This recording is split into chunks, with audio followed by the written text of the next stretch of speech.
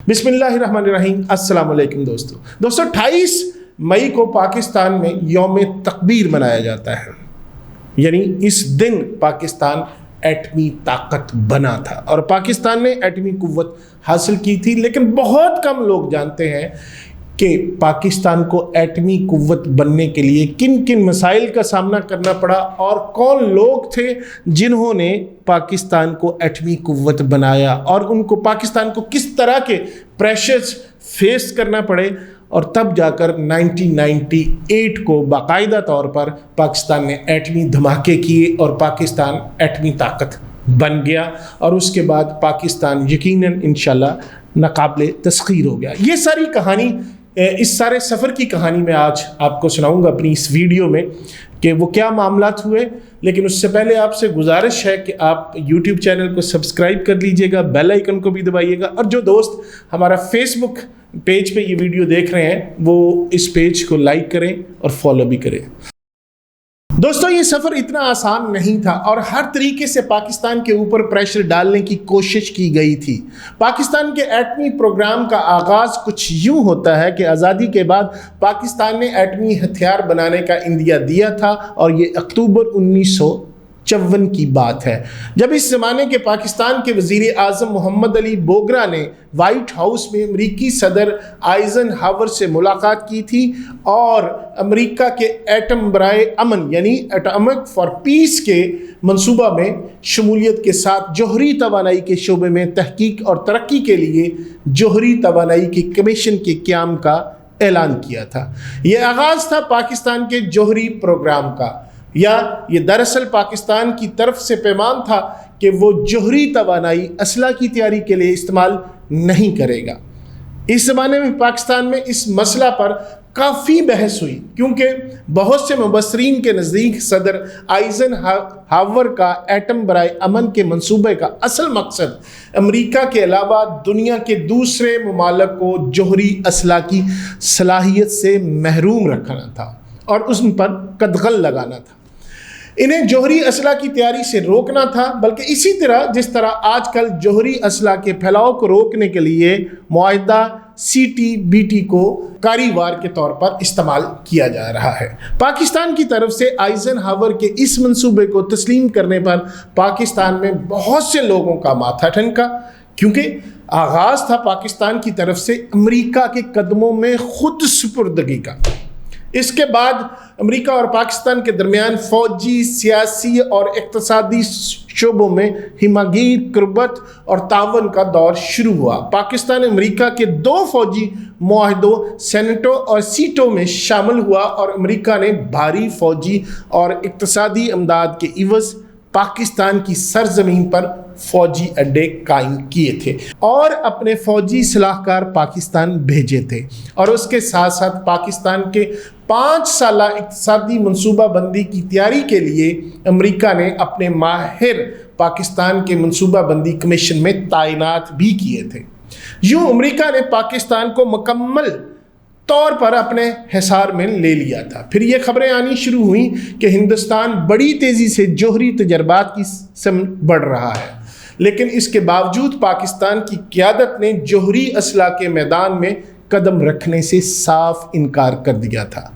1964 में हिंदुस्तान के वज़ीर आज़म जवाहरलाल नेहरू के इंतकाल पर जब पाकिस्तान की तरफ से ताज़ियती वफ़द की क़यादत करते हुए ज़ुल्फ़िकार अली भुट्टो दिल्ली आए तो उस मौका पर हिंदुस्तान में जौहरी तवानाई के शोबे में पेशरफ्त पर बात हुई थी।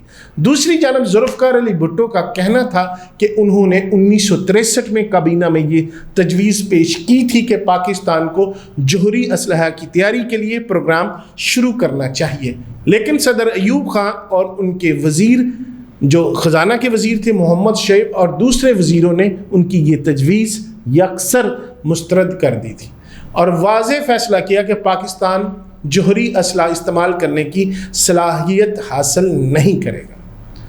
भारत के एटमी प्रोग्राम का वाज़ेह इल्म पाकिस्तानी अदारों को 1965 की जंग में हुआ था। फिर पाकिस्तान की क़यादत ने भी एटमी ताकत हासिल करने के बारे में सोचना शुरू कर दिया।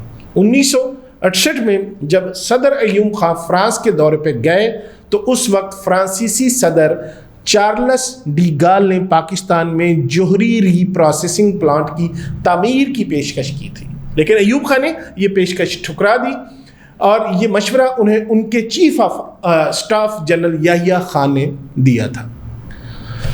صدر ایوب خان کے اعلیٰ سائنسی مشیر ڈاکٹر عبدالسلام اور منصوبہ بندی کمیشن کے نائب سربراہ ایم احمد نے بھی یہ مشورہ دیا۔ پھر جب پاکستان نے انڈین مداخلت اور ادھر ہم ادھر تم والے نعرہ کی وجہ سے 1971 میں جب مشرقی حصہ کھو دیا، تب اداروں کو یہ بات سمجھ میں آ گئی تھی کہ اگر بھارت کا مقابلہ کرنا ہے تو ہر صورت ایٹم بم بنانا ہوگا۔ چاندی کے پہاڑوں کے دامن میں پاکستان کے ایٹمی پروگرام سے وابستہ سائنسدانوں کے گروپ نے یہ نعرہ بلند کیا، گھاس کھائیں گے، ایٹم بم بنائیں گے۔ بعد میں اس نعرے کو کسی سیاسی لیڈر کے ساتھ منسلک کیا گیا، پھر بھٹو نے بھی اس نعرے کا ساتھ دیا اور اسی طرح تیزی سے پاکستان نے ایٹمی صلاحیت کے لیے کوشش شروع کی۔ وہ ذوالفقار علی بھٹو تھے جو 1971 میں بنگلہ دیش کی جنگ کے نتیجے میں پاکستان کے 2 ٹکڑے ہونے کے بعد برسر اقتدار آئے تھے اور پاکستان کو جوہری قوت بنانے کا منصوبہ شروع کیا۔ صدر کے عہدے پر فائز ہونے کے بعد انہوں نے ایران، ترکی، مراکش، الجزائر، تیونس، لیبیا، مصر اور شام کا دورہ کیا تھا۔ ان تمام دوروں کے 2 اہم مقاصد تھے۔ ایک مقصد مسلم ممالک سے تجدید تعلقات تھا اور دوسرا پاکستان کے جوہری پروگرام کے لیے مسلم ملکوں کی مالی اعانت حاصل کرنا تھا۔ پاکستان نے اپنا پہلا نیوکلیئر ریکٹر کینیڈا کی مدد سے 1972 میں لگایا تھا اور 1974 میں کسی پریشر کی وجہ سے کینیڈا نے مدد کرنے سے انکار کر دیا اور 1974 میں ہی انڈیا نے ایٹمی تجربہ کیا تو پاکستان کے لیے اب ایٹمی طاقت حاصل کرنا ناگزیر ہو گیا تھا۔ اس سلسلہ میں جوہری توانائی کمیشن کے سربراہ کو تبدیل کیا گیا اور اعلیٰ سائنسی مشیر ڈاکٹر عبدالسلام کو برطرف کر کے ہالینڈ سے ڈاکٹر عبدالقدیر خان کو پاکستان بلا لیا گیا۔ پھر ڈاکٹر عبدالقدیر خان کو یہ ذمہ داری سونپ دی گئی۔ پاکستان کے جوہری پروگرام کے لیے فرانسیسی حکومت کے جوہری ری پروسیسنگ پلانٹ کی تعمیر کی پیشکش کی گئی۔ بھٹو جوہری پروگرام میں جس تیزی سے آگے بڑھ رہے تھے اسے امریکہ نے قطعی پسند نہیں کیا اور پاکستان پر پابندی عائد کر دی۔ پھر جب روس نے افغانستان کے اوپر حملہ کیا تو امریکہ کو پاکستان کی ضرورت محسوس ہوئی اور پاکستان کی امداد کو پھر سے بحال کر دیا اور ساری پابندیاں ہٹا دی۔ پھر سوویت یونین کو شکست ملی اور امریکہ سپر پاور بنا تو ایک بار پھر پاکستان کے اوپر پابندیاں لگا دی گئیں، لیکن پاکستان نے ان پابندیوں کے باوجود ایٹمی پروگرام جاری رکھا تو اس وقت کے امریکی وزیر خارجہ نے کھلم کھلا دھمکی دی کہ اگر بھٹو نے ایٹمی ری پروسیسنگ پلانٹ کے منصوبہ پر اصرار کیا تو وہ نہیں رہیں گے اور ان کو مثال بنا دی جائے گی۔ اور آخر کار 1977 میں بھٹو نہ صرف اقتدار سے علیحدہ کر دیے گئے بلکہ 1979 میں سولی پر بھی چڑھا دیے گئے۔ لیکن جوہری صلاحیت کا جو پروگرام شروع کیا گیا تھا اس پر تحقیقی کام جاری رہا اور پاکستان کے سائنسدانوں نے کہوٹا کی تجربہ گاہ میں یورینیم حاصل کی اور 1976 میں کام کا آغاز کر دیا۔ باقاعدہ طور پر کمیشن بنا کہ یورینیم کی تلاش شروع کر دی جائے گی اور پھر قدرت نے بھی پاکستان کی مدد کی اور پاکستان نے آخر کار ڈیرہ غازی خان کے مقام پر یورینیم کے ذخائر دریافت کیے اور پھر پاکستان اٹامک انرجی کمیشن نے اس کو نکالنا شروع کر دیا اور 1982 تک 90% یورینیم استعمال کرنے کے قابل ہو گئے۔ ڈاکٹر عبدالقدیر خان کے مطابق پاکستان کے جوہری سائنسدانوں نے 1984 میں جوہری بم تیار کرنے کی صلاحیت حاصل کر لی تھی اور انہوں نے جنرل ضیاء الحق سے کہا تھا کہ وہ کھلم کھلا پاکستان کی طرف سے جوہری بم کی تیاری کے عزم کا اعلان کریں، لیکن ان کے وزیروں نے سخت مخالفت کی تھی۔ انڈیا نے 1996 میں ایٹمی وار ہیڈ لے جانے والے پرتھوی میزائل کا تجربہ کیا۔ پھر 1998 کو جب بھارت نے 3 دھماکے کیے تب انڈیا کا لہجہ تبدیل ہو گیا اور پاکستان کو دھمکانا شروع کر دیا۔ اس وقت پاکستان کے اندر سے تمام حلقوں کی جانب سے آوازیں اٹھنا شروع ہوئیں کہ بھارت کو جواب دینا چاہیے۔ اس وقت پاکستان نازک صورتحال سے گزر رہا تھا، پاکستان کے اوپر بیرونی دباؤ بڑھ رہا تھا اور اس وقت کے وزیر اعظم نواز شریف دھماکہ کرنے کے حق میں نہیں تھے، مگر فوجی قیادت نے ٹھان لی تھی کہ بھارت کو ہر صورت جواب دینا ہے کیونکہ اب یہ جواب ناگزیر ہو چکا ہے۔ तब चागी के पहाड़ों को धमाकों के लिए चुना गया और आखिरकार 28 मई 1998 को पाकिस्तान ने एक साथ 5 धमाके करके दुनिया को बता दिया कि अब पाकिस्तान एक एटमी पावर बन गया है और पाकिस्तान का दफा अब मजबूत हाथों में है।